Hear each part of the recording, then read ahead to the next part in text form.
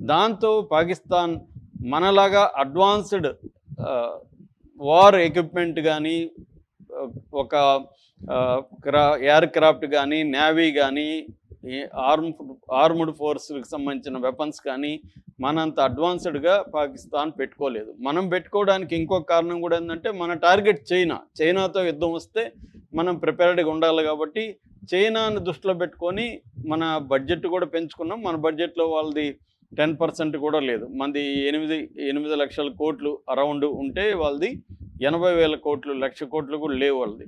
So ఈ స్థాయిలో మనకి వాళ్ళకి తేడా ఉంది. అందుకని కన్వెన్షనల్ వార్ఫేర్లో వాళ్ళు ఇండియాని ఓడించలేరు. అందుకని ఏం చేస్తున్నారంటే డ్రోన్స్ అనేవి చీపు రిలేటివ్గా, మిసైల్స్తో పోలిస్తే ఇవి డ్రోన్స్ అనేవి చీపు.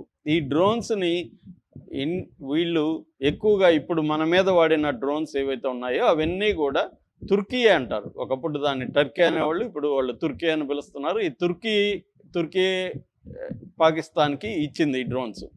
పాకిస్తాన్కి టుర్కీకి మధ్య 1950 నుంచి కూడా ఈ ఆర్మ్డ్ ఒప్పందాలు ఉన్నాయన్నమాట. 1950 నుంచి తుర్కీ సప్లై చేస్తుంది. తుర్కీ మొత్తం ఆర్మ్డ్ షిప్మెంట్ అంటాం, షిప్మెంట్లో 10% పాకిస్తాన్కే సప్లై చేస్తుంది. టుర్కీయే డ్రోన్స్లో చాలా అడ్వాన్స్డ్ టెక్నాలజీ ఉంది. ప్రపంచంలోనే one of the advanced drones Turkey produce చేస్తుంది. వీళ్ళు పాకిస్తాన్ తుర్కీ కంబైన్డ్ ప్రొడక్షన్ కూడా చేస్తున్నారు. సో ఈ డ్రోన్స్లో ప్రధానంగా మనకి ఒక 3 రకాల డ్రోన్స్ మనకు కనిపిస్తాయి.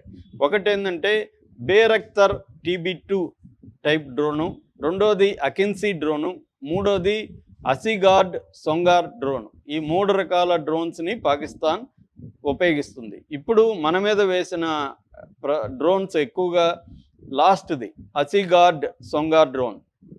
అసలు ఈ డ్రోన్స్ క్యాపబిలిటీస్ ఏంటి, ఇవి దేనికి పాకిస్తాన్ యూజ్ చేస్తుంది అంటే 2 పర్పస్లు ఉన్నాయి పాకిస్తాన్కి. ఒకటి మన ఎయిర్ డిఫెన్స్ సిస్టమ్ని టెస్ట్ చేయడానికి, అంటే ఎయిర్ డిఫెన్స్ సిస్టమ్ ఎక్కడెక్కడ మోహరించున్నాం ప్లేసెస్ కనుక్కోవడానికి, తర్వాత మన ఎయిర్ డిఫెన్స్ సిస్టమ్ యొక్క ఫ్రీక్వెన్సీని అర్థం చేసుకోవడానికి, వీటిని క్యాపబిలిటీస్ని స్టడీ చేయడానికి ఈ డ్రోన్స్ని వాడతారు. ఇవి లాయిటరింగ్ మ్యూనిటేషన్స్ అంటారు. అంటే లాయిటరింగ్ అంటే అవి ఒకే చోట ఎక్కువసేపు ఉండగలవు. అంటే ఫర్ ఎగ్జాంపుల్ ఇప్పుడు బేరఖ్తర్ డ్రోన్ ఉంది. ఈ బేరఖ్తర్ డ్రోన్ అనేది 27 గంటలు సర్వైవ్ కాగలదు, ఉండగలదు. 25,000 ఫీట్, 25,000 అడుగుల ఎత్తుకి అది వెళ్ళగలదు.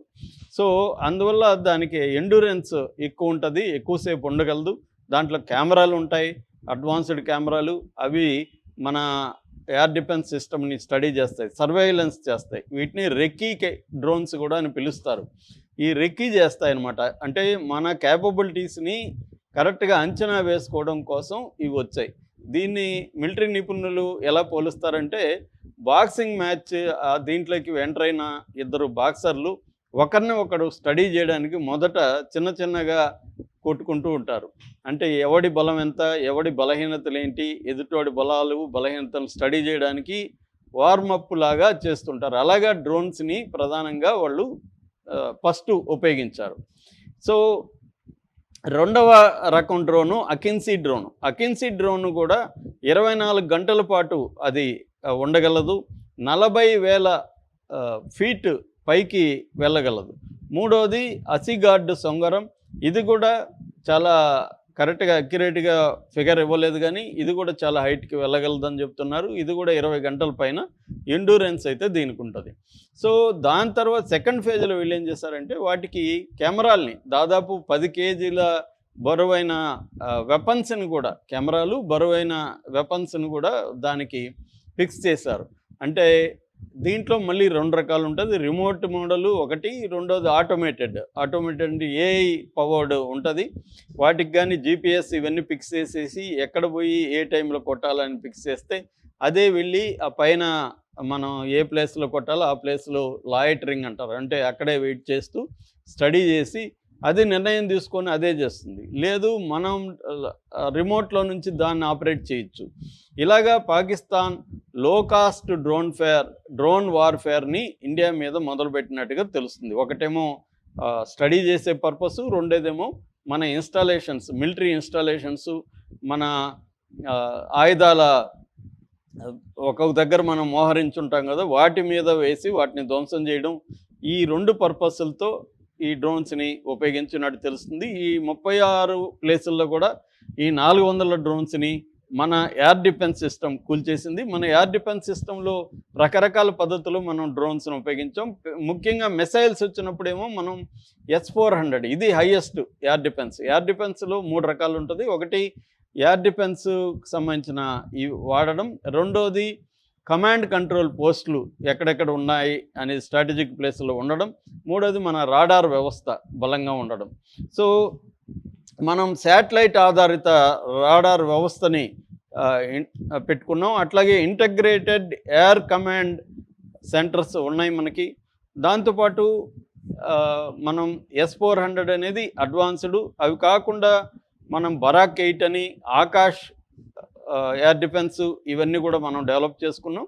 అట్లాగే ZU-23 పాతవి ఉన్నాయి, ఇగ్లా ఉంది, L-70 బోపర్స్ గన్స్ ఉన్నాయి. అంటే కొన్నేమో ఈ 2 రకాలు ఉంటుంది ఎయిర్ డిఫెన్స్లో. ఒకటేమో ఎయిర్ ఫోర్స్ దగ్గర ఉండే ఎయిర్ డిఫెన్స్, రెండోదేమో మన ఆర్మీ దగ్గర ఉండే ఎయిర్ డిఫెన్స్. అంటే గ్రౌండ్ టు ఎయిర్ అనమాట, అంటే సర్ఫేస్ టు ఎయిర్ అంటారు.